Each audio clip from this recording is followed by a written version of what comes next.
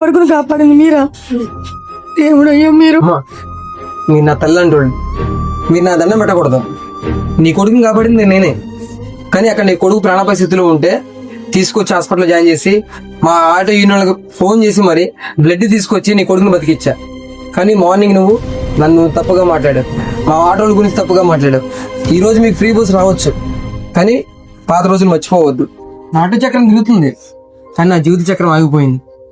ఇదే నా జీవితం, ఇదే నా బతుకు చెక్కబండి. అది నడిస్తేనే నా కుటుంబం ముందుకెళ్ళేది, నా పిల్లగాడు చదువుకునేది. కానీ దాన్ని ఎవరు అర్థం చేసుకోవట్లేదు, కానీ దాన్ని ఎవరు పట్టించుకోవట్లేదు. ఏమైపోవాలి ఈ ఆటో జీవితం ఇంతేనా మాది? ఒకప్పుడు ఆటోలో నమ్మకంగా ప్రయాణించేవాళ్ళు, కానీ ఈరోజు ఆటో వాడు చూస్తున్నాను అంటరాని వాళ్ళ చూస్తున్నారు. అదే నా పిల్లల గురించి నేను ఆలోచించుంటే నీ కొడుకు బతికేవాడా? ఏ స్వార్థం లేకుండా నీ కొడుకుని తీసుకొచ్చాను, నేను హాస్పిటల్లో జాయిన్ చేశా. కానీ ఆ విషయం నువ్వు తెలియక నన్ను తప్పుగా మాట్లాడావు.